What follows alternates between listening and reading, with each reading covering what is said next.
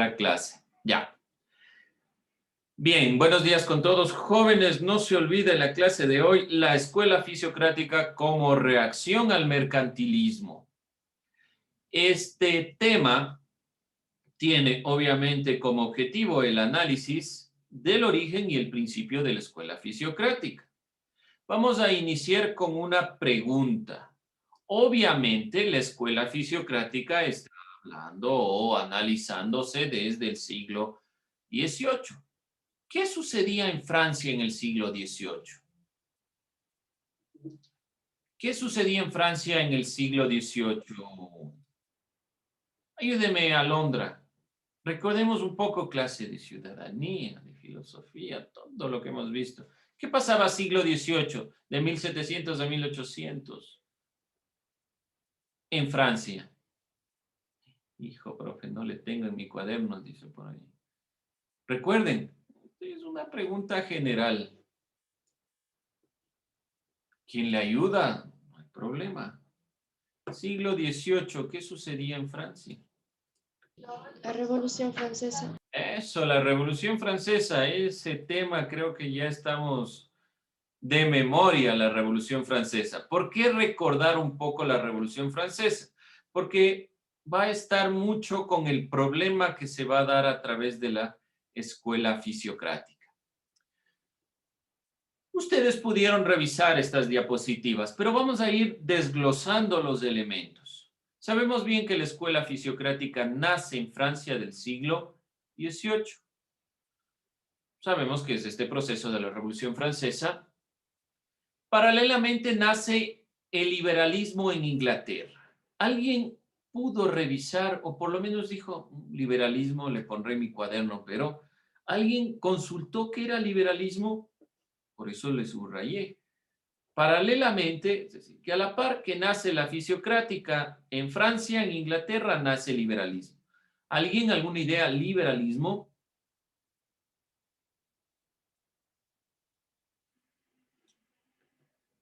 Si lo están consultando en este momento, no hay ningún inconveniente, pero cuéntenme.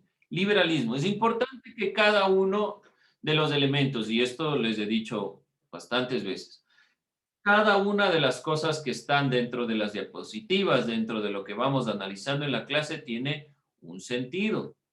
No están ahí simplemente para rellenar la diapositiva. Entonces, la idea es que ustedes lo consulten. Si no lo hicieron, vamos a irlo pensando. Liberalismo. ¿Alguien encontró qué es el liberalismo? Una doctrina política, económica y social. Una doctrina política, económica y social. Sí, pero la escuela fisiocrática también. Ahora, ¿en qué se diferenciará? ¿Cuál es el punto central de esta doctrina económica, política y social? Por ahí debe estar, Ismael. Más abajito de lo que consultó debe estar. ¿Cuál es el fundamento? Vamos a ver, búsquenlo. Liberalismo. ¿Cuál es el punto, el fundamento, el centro de este liberalismo?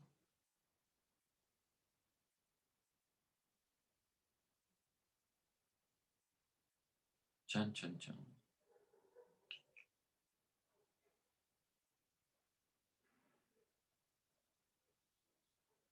Jennifer, ya encontró. Ya le veo, ya encontró. A ver. No, yo vi que dice que defiende la libertad de un individuo. Suficiente. Ese es el fundamento del liberalismo. Ve, yo sí le dije. Usted sí encontró. Solo que no quería contarme. Ese es el fundamento del liberalismo. Se basa en la libertad del individuo. Es lo que nos dijo Ismael. Es esta doctrina política, económica y social, pero que se basa en la libertad del individuo. Tomarán en cuenta esto. ¿Por qué razón he puntualizado aquí liberalismo en Inglaterra? Porque el liberalismo ha fundamentado la propiedad privada, ha fundamentado la libertad del individuo, ha fundamentado algunos elementos que son de cierta manera opuestos a la escuela fisiocrática. Entonces es importante tomar en cuenta. El liberalismo sí, ¿cómo decirlo?, se introdujo dentro del pensamiento europeo y ha guiado muchas de las propuestas económicas dentro de la perspectiva europea. Bueno, también lo que nos plantea Alison aquí en el chat es una doctrina filosófica con expresiones concretas en lo político y social, y el pilar fundamental es la libertad individual. Sí, también, y muy importante dentro de estas perspectivas en cuanto al liberalismo, que sí estuvo basado en filósofos. Los filósofos guiaron el pensamiento. Por lo tanto, la libertad era un principio importante.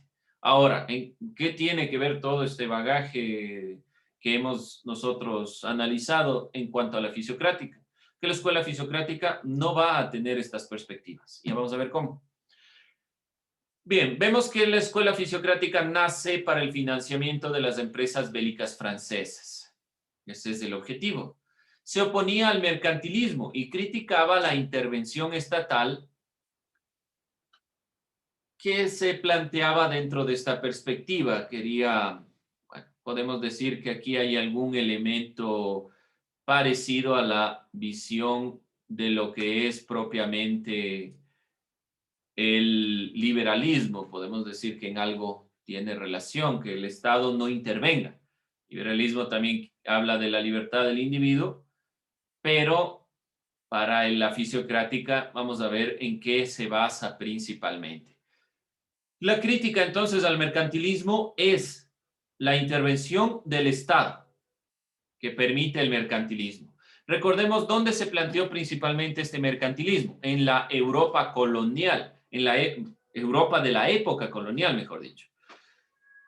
¿Qué era el mercantilismo? La acumulación, y aquí vamos a la definición del mercantilismo para recordar. El mercantilismo se dio dentro del siglo XVI y XVIII, era un sistema de explotación a través del comercio regulado por el Estado, regulado por la corona española, y es así llamado el período de acumulación primitiva. ¿Por qué será el período de acumulación primitiva, Jorge? ¿Por qué será el período de acumulación primitiva el mercantilismo? Cuando acumulaban, digamos, el excedente de la agricultura, entonces la acumulaban, la acumulaban, la acumulaban, ahí sin hacer contabilidad y cosas así.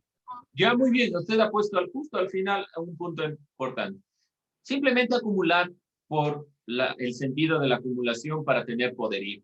No solo la agricultura, claro que ha sido uno de los elementos más importantes y en eso se va a basar la fisiocrática, sino principalmente oro, plata, metales preciosos. ¿Sí? Y este elemento del mercantilismo va a dar paso al capitalismo, que es la acumulación de capital. Ahora, ¿por qué recordar el mercantilismo? Como vemos aquí, la escuela fisiocrática critica al mercantilismo. ¿Pero qué es lo que critica del mercantilismo? Critica principalmente la regulación del Estado, pero también critica el comercio. Dice la escuela fisiocrática que la economía no se basa en el comercio, se basa principalmente en la agricultura. ¿Sí? Otra diferencia. Hay dos críticas. Una, la que está directamente planteada aquí, la intervención estatal permitida por el mercantilismo. El mercantilismo ha permitido que se dé este elemento de la intervención del Estado. Entonces, según la escuela fisiocrática, no debe plantearse el Estado como aquel que regule la consideración, en este caso, de la agricultura. En el caso del liberalismo, que no regule el comercio. Pero también va a criticar el comercio como el motor económico. ¿Cuál va a ser el motor económico? Vamos a ver. La escuela fisiocrática está fundada por François Quesnay y Jacques Thoreau. La escuela fisiocrática quiere decir gobierno de la naturaleza. Esto no debemos olvidarnos. Fisiocracia directamente significa gobierno de la naturaleza. Solamente la agricultura produce un excedente económico. No es entonces el oro, la plata ni los metales preciosos. Es simplemente la agricultura. La agricultura es el único elemento que produce excedentes económicos. Son creadores del concepto de la mano invisible. Recordemos un poco esto de la mano invisible. La propuesta de la mano invisible obviamente estaba planteado en Adam Smith, en el pensamiento filosófico de los ingleses, pero como vemos los franceses ya han planteado esta perspectiva. ¿Qué quiere decir la mano invisible para no ahondar tanto en este tema? El comercio, mejor dicho, perdón, la posibilidad de tener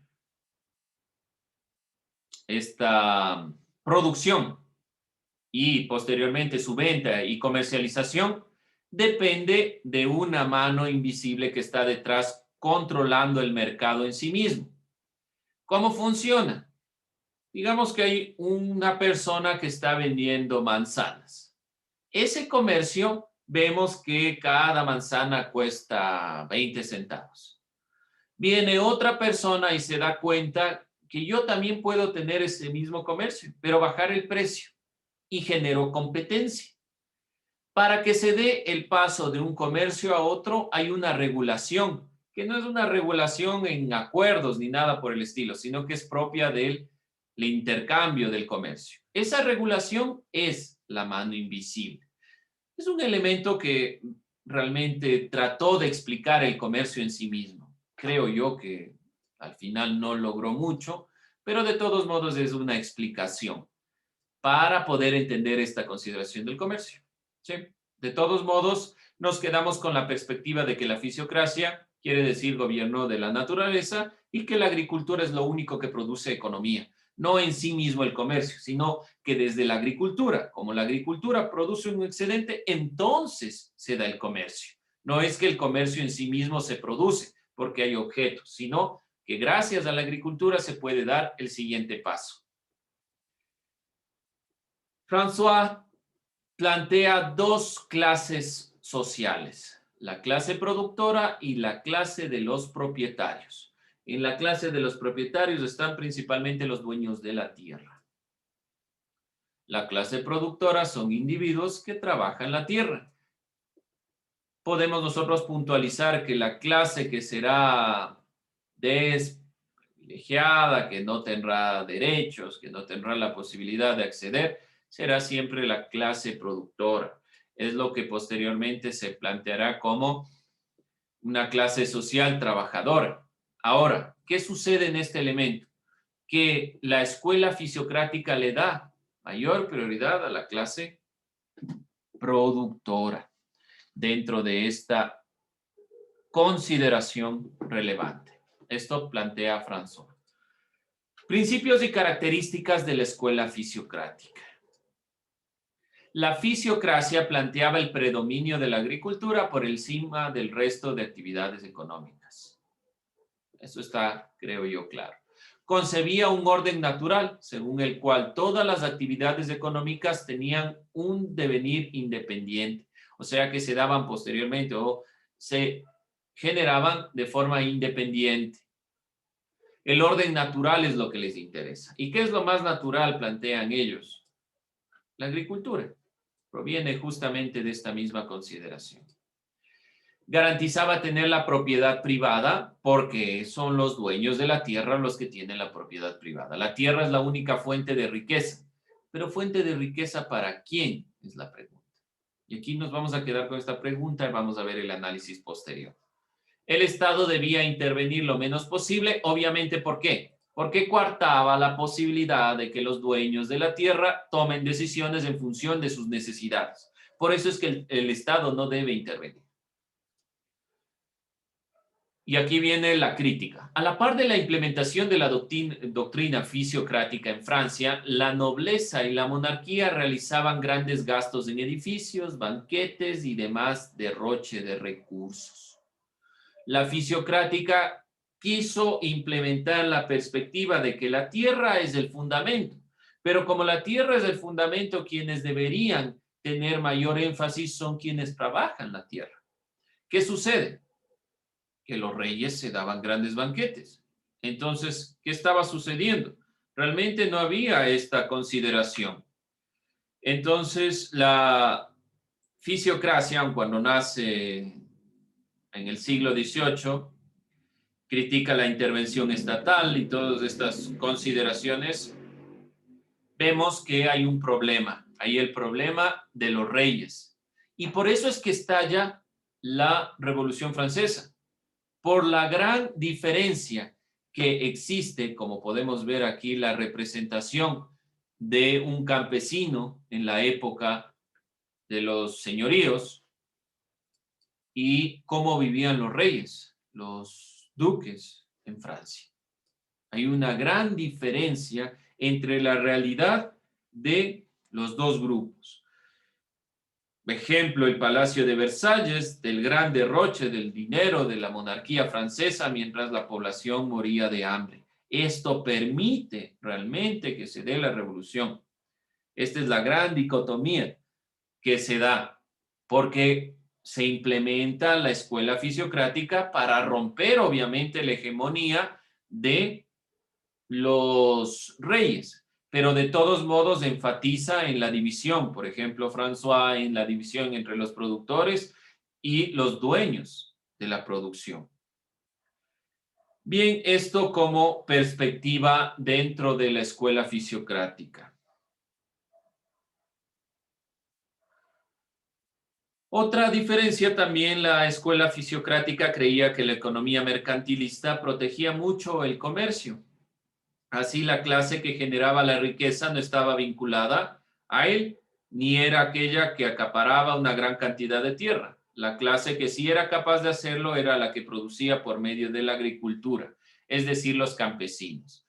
Como ustedes ven, de cierta forma se quiso implementar la escuela fisiocrática con la perspectiva de favorecer al grupo que trabaja, al grupo trabajador, pero de todos modos fue enfatizando estas dos clases sociales, estas dos perspectivas, los productores y los propietarios, y realmente no llegaron a esta consideración. Thoreau y algunos de los pensadores han impulsado todo este movimiento hacia la Revolución Francesa, pero no se ha logrado. Entonces, aun cuando hay una consideración de la clase trabajadora, de fondo se ve la diferencia entre los productores y los dueños de la tierra.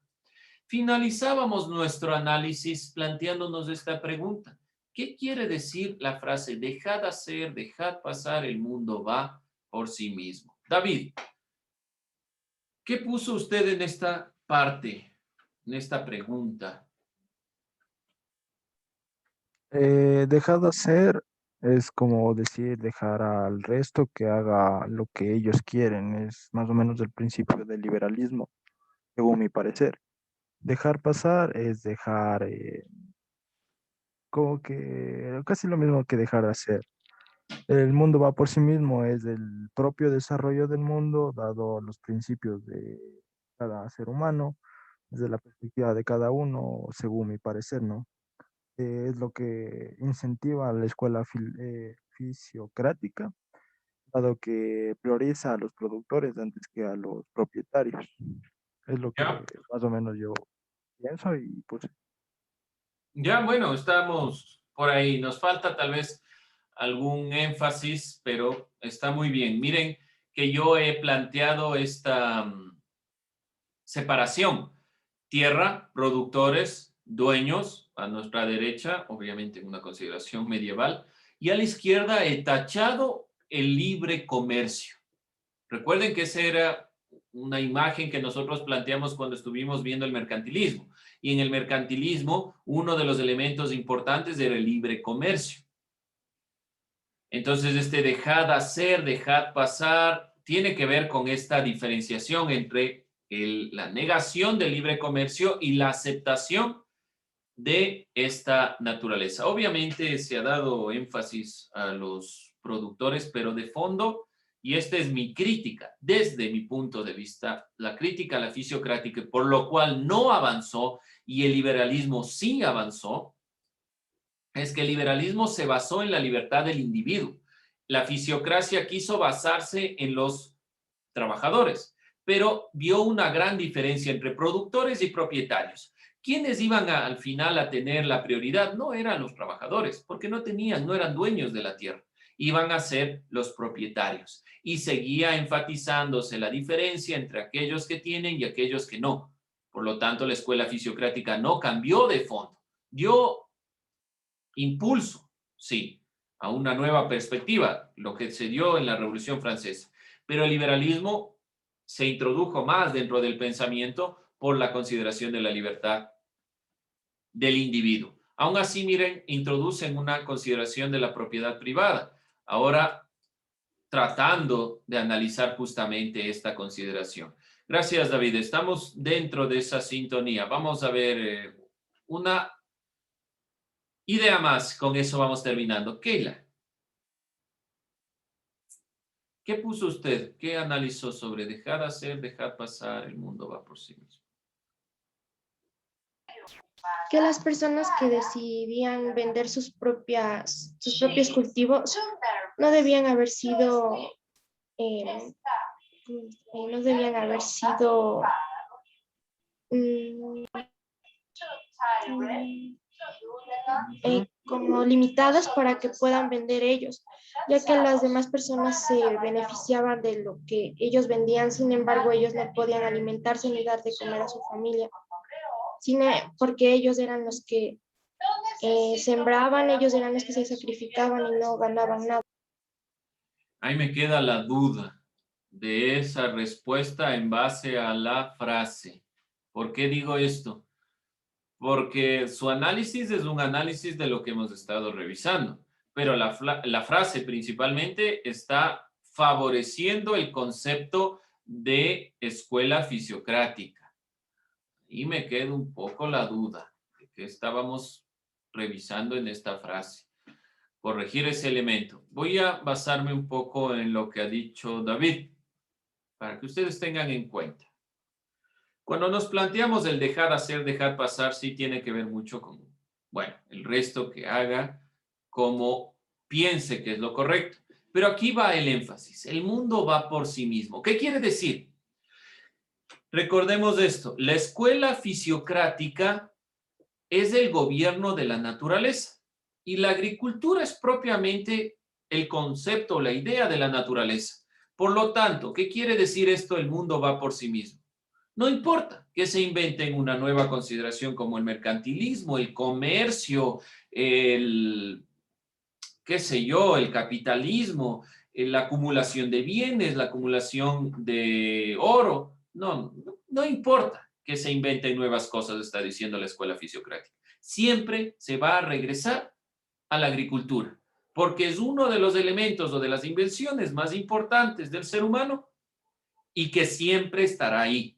Eso nos está diciendo esta frase. Está tratando de demostrar que siempre vamos a regresar a la naturaleza y el elemento que nos ha permitido sobrevivir y asentarnos ha sido la agricultura.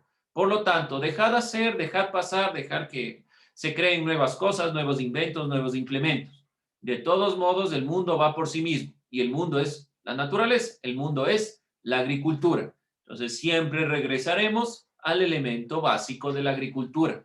Por lo tanto, lo único que genera ganancias será definitivamente la agricultura. Esta frase sintetiza detrás y la consideración aquí es esa. David ha planteado algunos elementos, por eso quise sintetizarlos, por si usted, por ejemplo, no enfatizó lo que estamos aquí diciendo, complemente. Si usted puso otra cosa y dijo, deja de hacer, deje que haga, deje que pase, el mundo será lo mismo. Por favor, enfatice en base a lo que estamos planteando. ¿Dudas, inquietudes, preguntas? ¿Está un poco más clara esa frase? Sí era importante recapitularla, por si acaso nos fue alguna idea. Bien, jóvenes, con eso vamos a cerrar nuestra clase. Tomamos lista y nos vamos.